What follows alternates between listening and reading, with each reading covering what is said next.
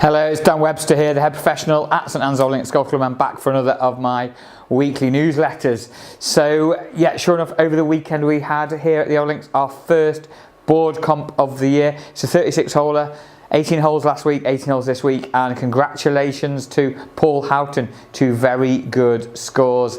67-70, just to pip Dave Burns 65-72. Unfortunately, Dave 72 just missed out on the final day. Tied scores, but Paul wins on a count-back card playoff. The competition was off the white tees. It was a medal, and that course out there was brutal. The rough is pretty tough at the moment. That's because we've had such a wet winter, and also the ground conditions now warm. The growing conditions are warm. Grass is growing. It's like a grass factory out there, Greg tells me. And noticed yesterday a few bits have been trimmed down. Nice and simple suggestion here, guys. If you hit a ball into the rough off the tee, please play a provisional. It will help the pace of play keep moving, rather than walking down, having a look 5 minutes, not finding it, and then walking back. So please hit a provisional when you can. Just another point as well, whilst you're out on the golf course, I noticed quite a few pitch marks. There's a reason there's a lot of pitch marks on these greens at the minute. It's not an excuse, but it's just an observation. What I see as a golfer hits his ball onto the green, it leaves a pitch mark. It doesn't normally do that at St Anne's Old Links, but because of winter, sure enough it is.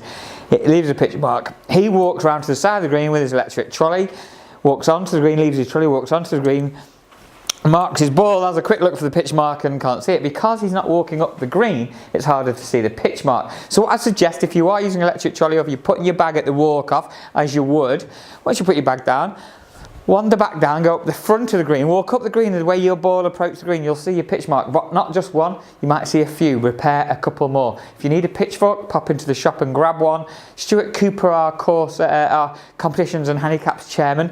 Congratulations, Stuart, on your new role. He will be addressing these issues over the next few weeks. Look out for that at the tea time meetings as well. He's had a chat with me today about putting a little video together that Greg and I'm sure we'll be doing. But please make sure you repair pitch marks. And also, if you hit the ball into the deep rough at the moment, if you've not got a shrimmer with you, get your wedge out, get it back into play. Simple. Put the ball back in your stance, hit down it, and get it back into play. Don't try the glory shot. It might work on television. It won't work for you. When I say get the ball back in your stance, put the ball back here, pick the club up and hit down steep into the back of the ball with as much loft as you can. That's how you'll get out of that thick rough. If you're losing balls, we've got loads of them in store, lots of great offers on golf balls as well. So, while I'm in here, I just thought I'd give you a little tip today. I've got the new G700 iron from Ping, very popular. This is a hollow head coming off very hot, getting some good distances out of it in our custom fits. Remember, always get custom fit.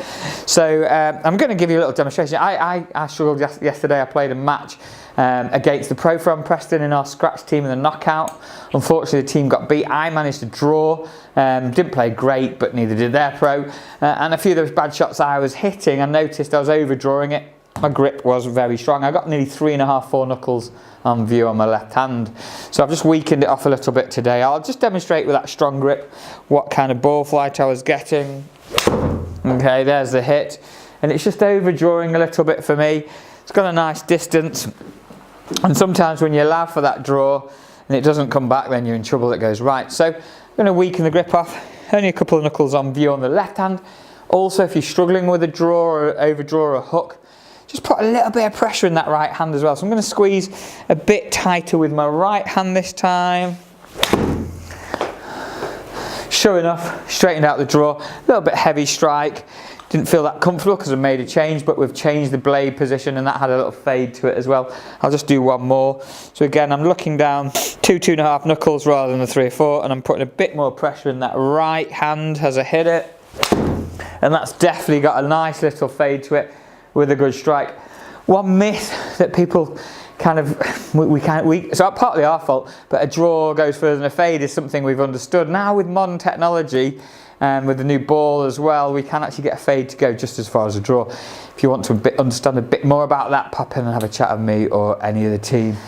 We have been busy doing lots of custom fits. Again, this is another handover box ready to go out today. Just remember, if you have a fitting with us, spend over £500, you will receive a very special handover box with your name engraved on the ball marker and a personalised towel as well. A ball that we also recommend. If you have been custom fit elsewhere and they're not giving this kind of service, make sure next time you get custom fit, come and see us. That's here at the Old Links and down with the team at Lytham Golf Academy. I will briefly mention the golf over the weekend. Unfortunately, the Sawgrass event for me is one of the highlights of the year, but Webb Simpson won it from wire to wire. That's not really that great. It got a little bit boring, I'm afraid, from my point of view. Great to see Tiger up there, great to see Jason Day in great form. Looking forward to the US Open, that's next mid-June. Then the Open up at Carnoustie. Then we've got the PGA and finally the Ryder Cup. What a year of golf ahead of us now that the football's pretty much finished for most of you. Not for me, I'm a Liverpool fan, Champions League final to go. But now that the football has pretty much finished, it's all systems go for the golf. Now there's a World Cup coming up as well, isn't there? Anyway, never mind. In other matters, I'm actually still doing a bit of training. I did a swim in a muddy lake last week down in Wigan as an open water swim. I've got my half Ironman event in about 4 weeks' time. I'm massively undertrained, underprepared. I've got to do a 2k swim, a 56-mile bike ride and then run a half marathon all in one go. It was about 6 or 7 hours of work there. 4 weeks today, 4 weeks time, 10th of June down in Stafford. If any of you are in Stafford at the time, want to have a little giggle, you're more than welcome to come along. And in the meantime, thanks again for watching. Enjoy the golf, enjoy the great weather. There's lots of it coming up, I'm sure. That course is in great shape. The clubhouse is moving forward nicely with the rendering and the new roof. We're all systems go, ready for a great season. Once again, thanks for watching. I'll see you all very soon.